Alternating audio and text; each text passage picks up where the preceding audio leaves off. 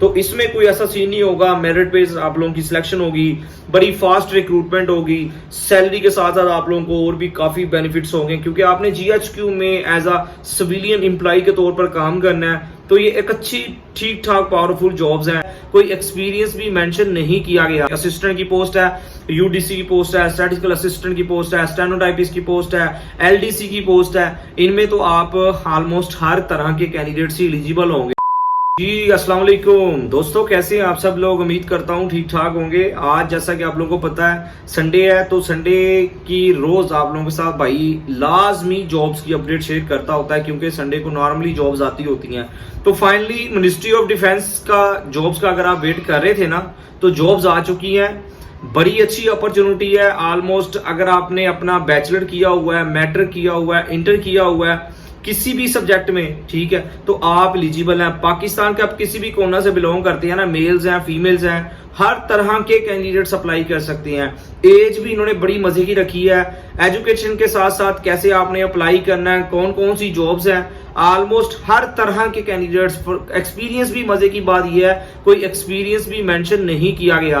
तो अगर आप एलिजिबल ही होंगे, ठीक है, तो आपने लाजमी इस अपॉर्चुनिटी को अवेल करना है। जल्दी से मैं आप लोगों को बता दूं, ये मिनिस्ट्री ऑफ डिफेंस की जानब से एक ऐड आया जो जीएचक्यू के अंडर ही, मतलब जीएचक्यू की ये जॉब्स है, ये एमओडी के अंडर आता है। ये भी आपने नोट कर लेना है। हर साल इनका ऐड आता है, हर साल इन जॉब्स की एक और खास बात मैं आपको बता दूं, इनका जो रिक्रूटमेंट का प्रोसेस है ना, वो बड़ी जल्दी कंप्लीट होता है। तकरीबन 3 से 4 माह के अंदर अंदर ना भाई आप लोग शॉर्टलिस्ट होकर ड्यूटी भी अपना काम भी स्टार्ट कर देंगे, अगर आप सिलेक्ट हो जाते हैं। बाकी इंशाल्लाह मैं आपको कंप्लीट गाइडलाइंस एक ही वीडियो में शेयर करने जा रहा हूं, जल्दी से आप नोट कर लें। सबसे पहली जो पोस्ट है ना, वो है असिस्टेंट की पोस्ट, जिसमें बीपीएस आपको 15 दिया जाएगा।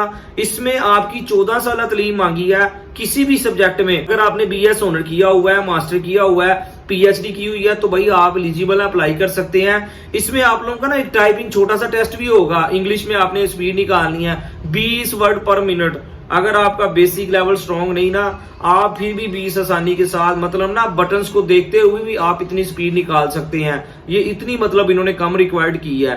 बाकी इसका क्या प्रोसीजर होगा वो मैं आपको बाद में बताता हूँ। पूरा ओवरऑल जो रिक्रूटमेंट का प्रोसेस होगा।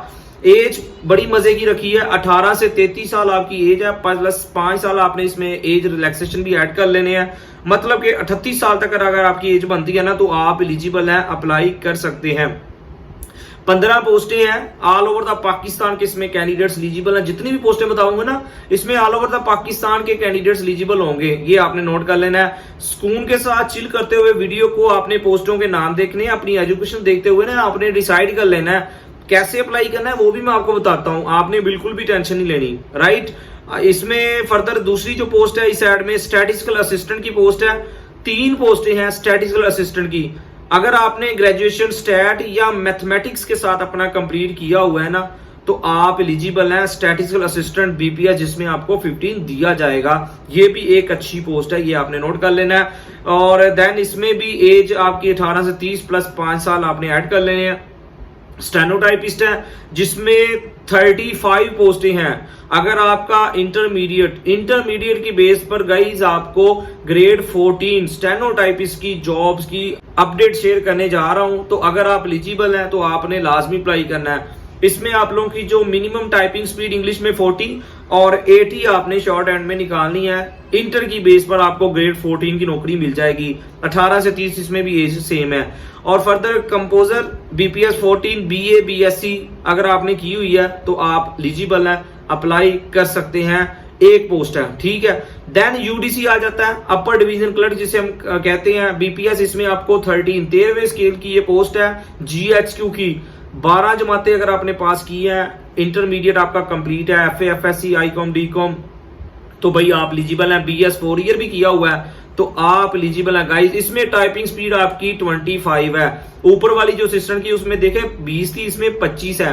तो 25 भी यार को मुश्किल नहीं है भाई। आप लोगों के साथ इंशाल्लाह जब एक सेपरेट वीडियो बनाएगा ना, प्रॉपर गाइड करेगा आप लोगों को हर स्टेप बाय स्टेप, हर जॉब्स की सेपरेट से, ठीक है। तो 18 से 30 इसमें भी एज है। 21 पोस्टें हैं यूडीसी की, ये आपने नोट कर लेना है। ऑल ओवर द पंजाब के, ऑल ओवर द पाकिस्तान के, ऑल ओवर द केपीके के, ऑल ओवर द बलोचिस्तान के, हर सूबे से अगर आप किसी भी सूबे से बिलोंग करते हैं ना तो आप यूडीसी की पोस्ट के लिए एलिजिबल हैं। देन फोटोग्राफर है, मैट्रिक इसमें तालीम रिक्वायर्ड है, 3 पोस्टें हैं, 18 से 35 इसमें एज मांगी गई है।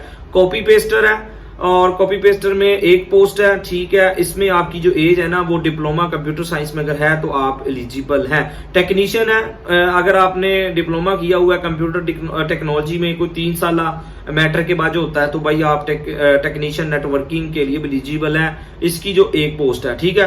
देन बात करते हैं LDC, law and division clerk. Matric की बेस पर आप लोगों को बीपीएस 11 जॉब्स की अपडेट दे रहा हूं भाई। अगर आप एलिजिबल है, मैट्रिक अगर आपकी तलीम है, साइंस आर्ट्स, कोई भी इन्होंने ना कंडीशन ही रखी कि आपकी मैट्रिक में इतनी परसेंटेज होनी चाहिए तो आप फिर अप्लाई कर सकते हैं। 40%, 45% मतलब मार्क्स के साथ भी अगर आपका मैट्रिक है ना तो आप LDC law and division clerk जिसमें आपको बीपीएस 11 दिया जाएगा, आप एलिजिबल है। 18 से 30 साल अगर आपकी एज बनती है। मैं आपको पोस्टिंग भी बताऊंगा कि आपकी पोस्टिंग कहाँ होगी, ड्यूटीज के वाले से भी थोड़ा सा ब्रीफली गाइडलाइंस प्रोवाइड करूंगा। अगेन बता रहा हूं, चिल करते हुए एंजॉय कीजिएगा, राइट। 31 पोस्टें हैं, ये बाकी मैट्रिक तलीम है। इसमें टाइपिंग स्पीड आप नोट कर ले एलडीसी के लिए, जिसमें आपने 30 वर्ड पर मिनट स्पीड भी निकालनी है। बाकी ये कंप्यूटर लिटरेट है, मतलब कि अगर आपको एमएस ऑफिस से भी बेसिक नॉलेज आपका होना चाहिए, ये इन्होंने ना लिखा हुआ है। देन ये 3 वीक्स की ना बेसिक आईटी ट्रेनिंग है, ये बाद में होती है, अभी आपको इसकी टेंशन लेने की जरूरत नहीं है। देन कुछ और भी पोस्टें हैं, ड्राफ्ट्समैन है, इसमें भी मैट्रिक तलीम रिक्वायर्ड है, ठीक है। 1 पोस्ट है, इंफॉर्मेशन असिस्टेंट है, 1 पोस्ट है, इसमें ग्रेजुएशन आपका रिक्वायर्ड है। स्टाफ रिपोर्टर है, ग्रेजुएशन इसमें रिक्वायर्ड है, ठीक है, इसकी भी 1 पोस्ट है। फर्दर इसके अलावा लॉयर स्केल की पोस्टें हैं, ठीक है। मैकेनिक की है, सीनियर मशीन मैन की है, ऑफिस मशीन मैन की है, प्रूफ रीडर की है। इसमें 1 पोस्टें हैं, ठीक है, किसी में 4 है। तो मैट्रिक सेम तालीम रिक्वायर्ड है भाई। आप अगर एलिजिबल हैं तो आपने जरूर अप्लाई करना है। लाइक जैसा कि असिस्टेंट की पोस्ट है, यूडीसी की पोस्ट है, स्टैटिस्टिकल असिस्टेंट की पोस्ट है, स्टेनोटाइपिस्ट की पोस्ट है, एलडीसी की पोस्ट है। इनमें तो आप ऑलमोस्ट हर तरह के कैंडिडेट से एलिजिबल होंगे। तो अगर आप एलिजिबल है भाई, अप्लाई करें, अच्छी अपॉर्चुनिटी है। इससे बढ़कर आज आपको मतलब किस चीज की अपॉर्चुनिटी चाहिए।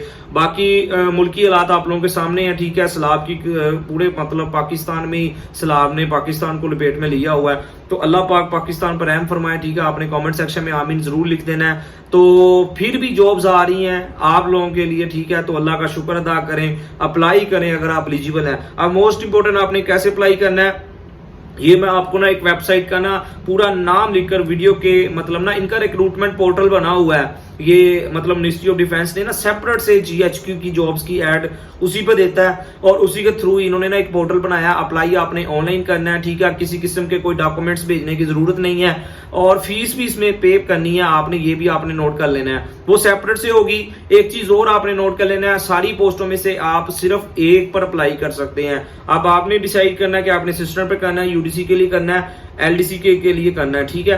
तो जस्ट 1 पोस्ट पर अप्लाई कर सकते हैं। लास्ट डेट आप नोट कर लें अप्लाई करने की, आपने बाद में कमेंट सेक्शन में ये भी पूछना है। 15 सितंबर 2025 तक आप ऑनलाइन अप्लाई कर सकते हैं। फीस भी होगी, वो आप बैंकिंग या जैस कैश ऐप के थ्रू भी उसको पे कर सकते हैं। अब अप्लाई का मैंने आपको बता दिया है, ठीक है। कैसे करना है वो मैं आपको मतलब वीडियो के सेक्शन में दे दूंगा। ये तो बता दिया कि आपने कैसे अप्लाई करना है, अपने मोबाइल लैपटॉप के थ्रू आप अप्लाई कर सकते हैं। बाकी अगर आप मेरे टीम मेंबर से भी अप्लाई करवाना चाहते हैं तो आपको बायो में या डिस्क्रिप्शन में मैं नंबर दे दूंगा, आप मेरे टीम मेंबर से भी अप्लाई करवा सकते हैं। ये आपने नोट कर लेना है क्योंकि बहुत सारे कैंडिडेट्स कह रहे थे सर आपका नंबर कहाँ है, तो डिस्क्रिप्शन में आपको नंबर मिल जाएगा, आप वहां से लेकर मेरे टीम मेंबर से मेरे से कॉन्टेक्ट करके अप्लाई करवा सकते हैं। अब पोस्टिंग इसमें आपकी कहाँ होगी, रावलपिंडी या इस्लामाबाद में आपकी पोस्टिंग होगी। आपकी कहीं भी इसके अलावा पोस्टिंग नहीं होगी। मतलब कि अगर आप लाहौर से बिलोंग करते हैं ना तो आपको भाई रावलपिंडी या इस्लामाबाद में आकर जॉब करनी पड़ेगी। तो भाई अगर आप पाकिस्तान के कैपिटल में जॉब करना चाहते हैं तो बड़े लोगों का एक ड्रीम होता है, तो भाई आप अप्लाई करें क्योंकि रावलपिंडी इस्लामाबाद में आपकी पोस्टिंग होगी। तकरीबन इनका ना टेन्योर होता है, राइट। तो ये तकरीबन 10 से 15 साल के राउंड बोर्ड इनका ना मतलब एक लिमिटेशन होती है, वो आपको स्टाम्प करवाते हैं। मैं इंशाल्लाह ना एक सेपरेट वीडियो बनाऊंगा, ये जो सिविलियन की जॉब्स अभी आई हैं जिसकी मैंने अपडेट आप लोगों के साथ शेयर किया, मैं कंप्लीट एक सेपरेट से असिस्टेंट यूडीसी एलडीसी और कोशिश करूंगा स्टैटिस्टिकल असिस्टेंट और स्टेनो की दोनों एक साथ वीडियो बना दूं, ठीक है।